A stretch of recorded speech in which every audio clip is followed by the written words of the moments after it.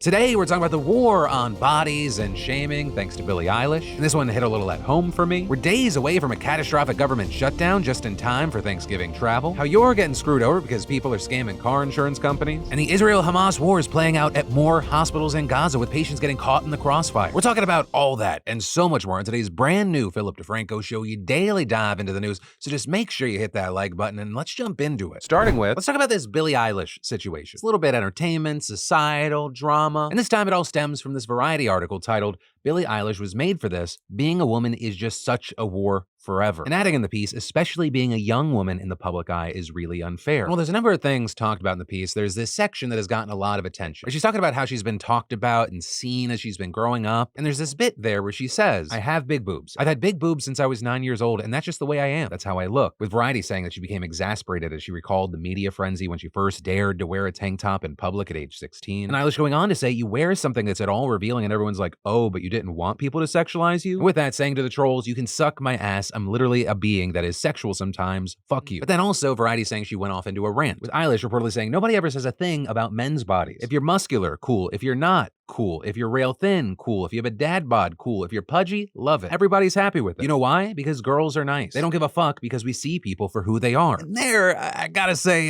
no. I'm not gonna go as far as to say Billie Eilish is lying here, but she is, I think, wildly misinformed. Everyone is capable of body shaming. Now, before I go on, I want to preface it all by saying I am in no way trying to make a one-to-one comparison to what women deal with on a daily basis. The way women's bodies are perceived, discussed, and even weaponized on a daily basis is such a different thing. And the sexualization aspect that Billie was talking about is mostly a uniquely women's issue, no doubt. And honestly, I probably would lose my fucking mind if I was subjected to that. But then, to go as far as to say women don't care about men's bodies, they just like you for you, that is just not true. And I say this as someone whose body has been wildly different over the years. Right, currently, I am probably in the best shape I've ever been in, except maybe around the time I got married. And then I've also had a lot of weight on me. And the first thing I can tell you, the way a majority of people, including women, treat you is drastically different. And for anyone else out there who has lost a lot of weight, you know what I'm talking about. It is enough to almost make you fucking hate everybody. Because you're like, I'm the same person as I was at just a different weight. And then just to go a little further, because obviously weight is just one aspect, have you ever fucking seen the open contempt short guys get? I gotta stand up for a second for my short kings out there. And I'm just gonna leave it at those two for now. Because like, this is not like an incel rallying cry. It's like, oh, he's one of us. All women are evil. That's not what this is. Rather, what I hope I'm getting across is I think that it does a disservice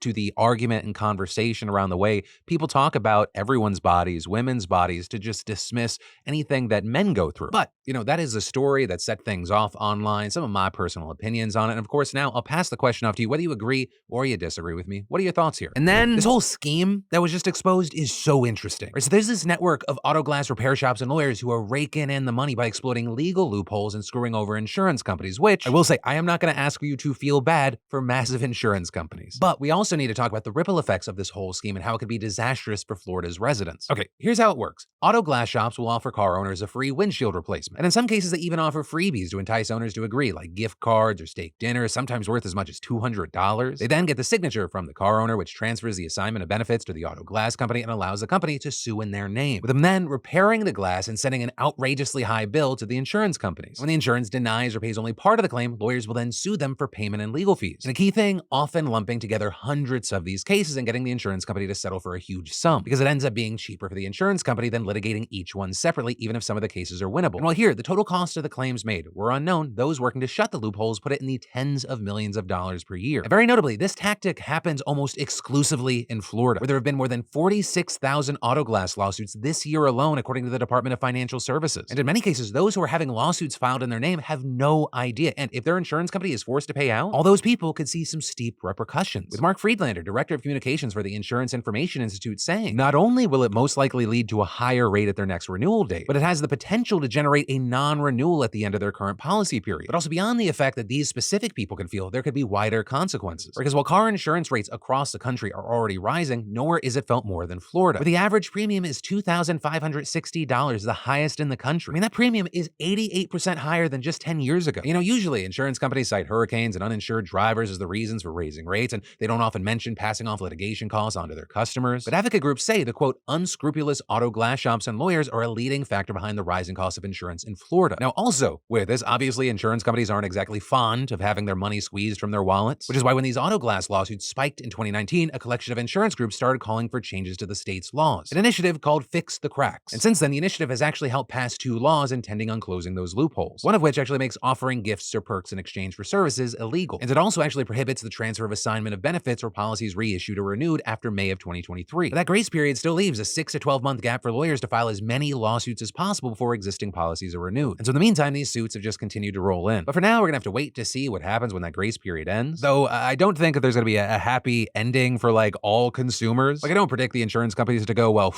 that's done. Let's lower the rates for everybody and make less money. But time will tell, and of course, as often is the case, I'd love to be wrong there. But in the meantime, I'd also love to hear from you if you had any experience with this as well, or just what your thoughts are in general. And then it's here. As promised, it is finally time. We are less than a week from the government possibly shutting down, the November 17th deadline. But notably over the weekend, we saw our new House Speaker, Mike Johnson, who is definitely a real person and not an amalgamation of anti-abortion ads and January 6 minimalism turned into a person, introducing his new plan to keep the government open. Though notably here, Speaker Johnson's proposal is just a temporary solution to keep the government open, right? It's what's known as a stopgap measure. And while a stopgap is a common practice that allows them to keep the government open so lawmakers actually have the time to hash out spending details, Johnson's actual plan here is unusual because it's a 2-step bill, one that sets 2 different deadlines by which Congress had to agree to fund certain parts of the government. Right? And that, instead of just having them agree to fund the whole government all at once in one sitting. And specifically here, the stopgap forces Congress to first deal with less controversial areas like military construction, veteran benefits, transportation, housing, agriculture, the FDA, and energy, with the goal being to fund those areas until January 19th. And then funding for all other federal operations, including major areas like defense, those will be extended until February 2nd. But a key thing is that right now, it remains to be seen if that plan actually has enough support. Right? I mean, Johnson's proposal at least seems to be aimed at uniting both the far right and more moderate factions of his messy, chaotic party. It includes different funding deadlines, which is what the hardliners wanted, but it's also a clean bill that leaves out the more controversial measures pushed by the far right, like steep budget cuts. And also, very notably here, it excludes other priorities like border security funding and aid for Ukraine and Israel. Though, in his attempt to keep everyone happy, Johnson has, of course, pissed off the far right, with now numerous top members from that faction coming out and saying they oppose this proposal, meaning that Johnson will almost certainly need the support of some Democrats if he wants to pass this stopgap in the narrowly controlled House. Though on that front, House Democrats have been relatively quiet, and some saying that lack of criticism could signal that they could be open to passing a stopgap, but at the same time, it's believed they don't want to lose their negotiating leverage on key issues like aid to Israel and Ukraine. While we've seen some Democrats in the Senate more directly indicating they are open to this plan, others have condemned the 2-step funding for being messy and unnecessary, with House Minority Leader Hakeem Jeffries calling this idea ridiculous last week before Johnson officially unveiled his proposal. And a very big thing, this was also echoed by the White House, which mocked Johnson's plan, calling it unserious and accusing the GOP of just wasting time. Though on the note of time, that is key because it's not just a few days away. There is a fear out there of just how disastrous this shutdown could be ahead of the holidays. Right? Because I mean, just one aspect of this is that if the government shuts down, 3.5 million federal workers will be forced to go without pay. And that includes 50,000 airport security officers and 13,000 air traffic controllers who will still be forced to go into work. And that could create a huge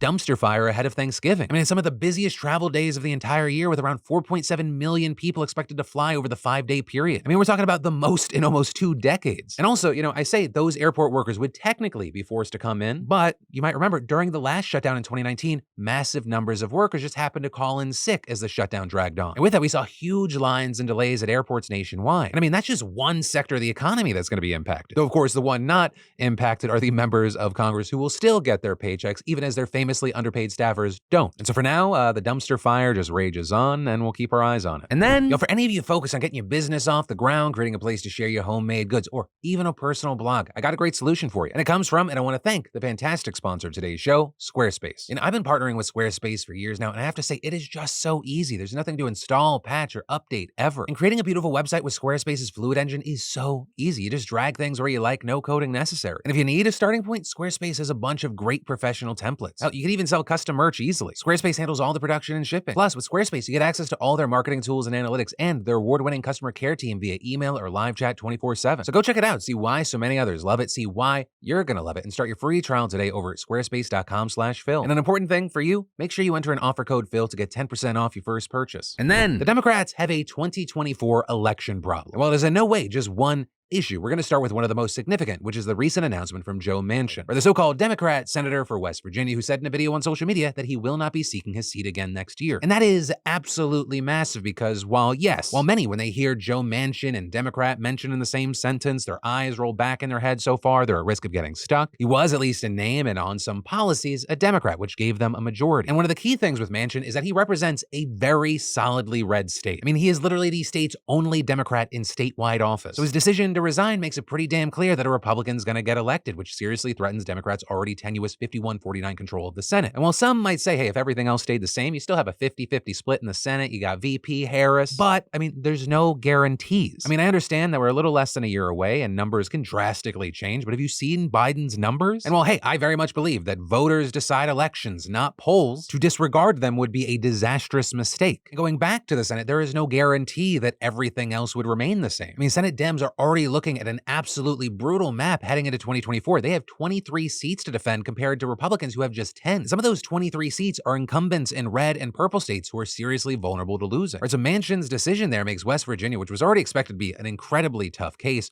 almost impossible. Because the key thing about elections is that incumbents usually have a massive leg up on the competitors. Right? They have the name recognition, institutional backing mean they'll almost always outraise opponents because donors are more willing to bet on a more likely winner. And so this just opens up the playing field. And also at the same time, we're seeing movement in the House. I mean, just today we saw Representative Abigail Spanberger announcing that she is not seeking re-election for her seat representing Virginia's 7th district and will instead run for governor. And that's especially significant because Spanberger's district is very competitive and conservative leaning. Right? So that seat, which is imperative to Democrats' chances at reclaiming the House, could very easily be scooped up by a Republican candidate. And her announcement comes just one day after another Democrat in the House announced their departure, though for very different reasons. And that member being Representative Brian Higgins, who said that he will leave the House in February because he's done. He's over it. Saying that after nearly 20 years in Congress, he can't even stomach finishing his term because the chamber is so dysfunctional. Like he's genuinely leaving in February. Though notably with Higgins, his district is in upstate New York and it's pretty heavily blue. So that really just highlights how fucking miserable and dysfunctional the government is right now rather than like a problem for Dems there. And actually, all in all, as of today, a total of 31 members of Congress have said that they will not run for re-election in 2024, with that including 7 senators, 5 Democrats and 2 Republicans, and 24 members of the House. So of those 24, 14 are running for other office, with most of these folks, largely Democrats, running for those seats vacated by those 7 senators, while the other 10 representatives who are equal parts Democrats and Republicans are just leaving the House altogether. So yeah, just, the lead up into another one of those most important elections of our lifetime things. Again, cool, fun. Though if I can end on a constant, I would say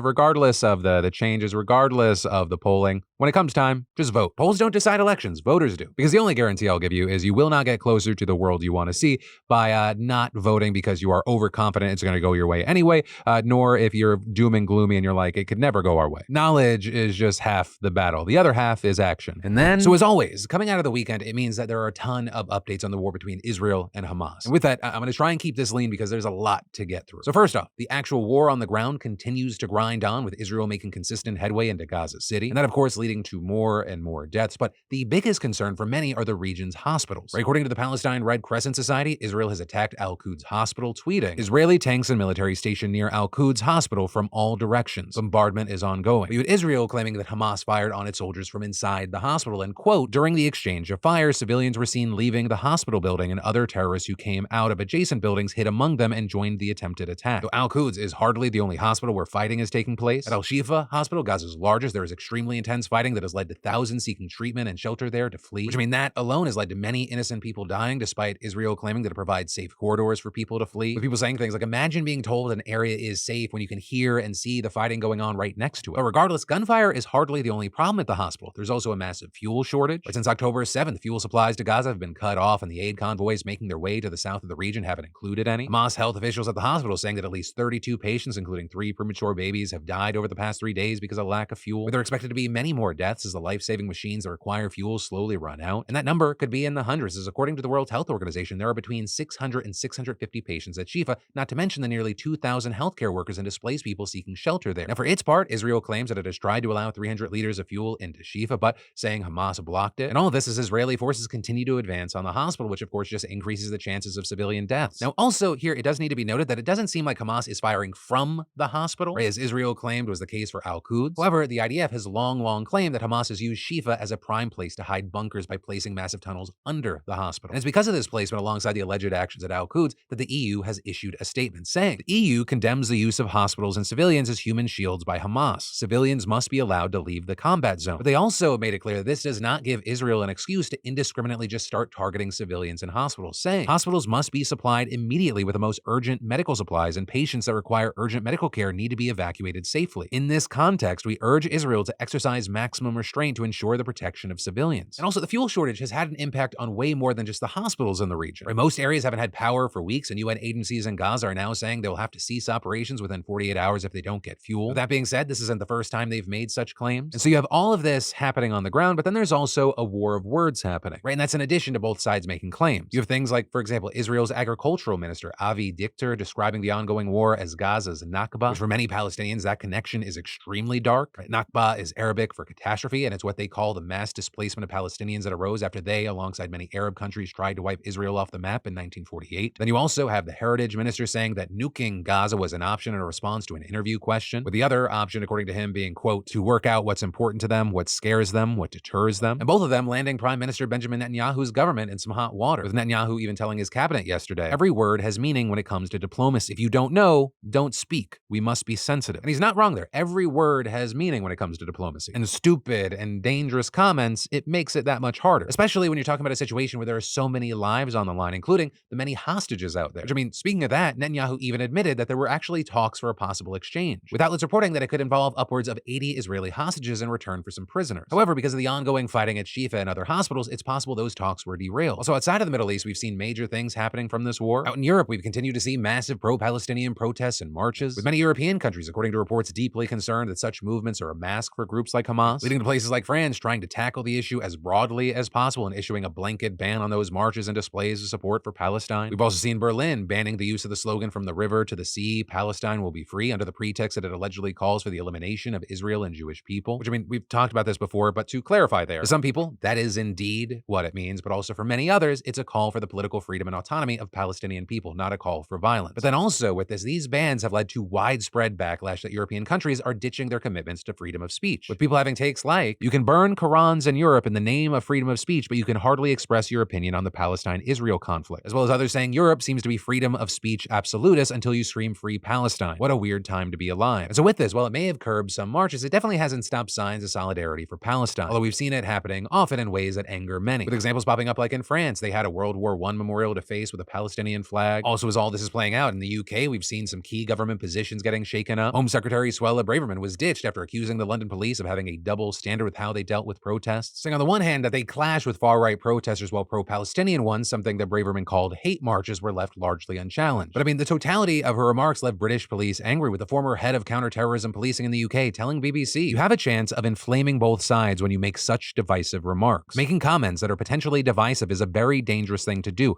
No Home Secretary we've served under would have done the same thing. So we saw for Prime Minister Rishi Sunak that was too much and Braverman was out. But we've also seen some other surprises, like Sunak bringing in former Prime Minister David Cameron as Foreign Secretary, with that likely to be a controversial choice, as Cameron's the Prime Minister who resigned after the disaster that was the Brexit referendum. But as this developing situation on all fronts continues, we're going to keep our eyes on it. And in the meantime, of course, I'd love to know, what are your thoughts here on any aspect of it? And then let's talk about yesterday today, where you take a look back at the last show. We dive into those comments and see what y'all had to say. And if you happen to miss that episode, definitely check it out after this one. But there was definitely a lot of talk about the Dexter Wade situation, with y'all sharing that you felt so strongly for the Wade family, saying it seems so cruel to intentionally keep them in the dark. Others arguing police not reporting to the mother about her dead son is an encapsulation of police at its finest, saying at best they are painfully incompetent and at worst they are dreadfully spiteful and malicious. Some of y'all shared your own experiences, saying, I work at a funeral home. I work with families that have lost their loved ones. I see the suffering that the families go through in losing a loved one in a normal way, and I cannot fathom how much harder it must be for the Wade family. And going on to say that this family has been failed on so many levels, and there's no coming back from the suffering they must be dealing with due to these numerous failures. To lose a family member and deal with knowing nothing about what had occurred for months, to then finding out that the answers were there from the very beginning, must be utterly devastating. But then others saying, what if it wasn't just, them being inept? Saying it's wild to think we live in a world where police can hit and kill a pedestrian, claim it was somehow the pedestrian's fault after conducting their own little investigation,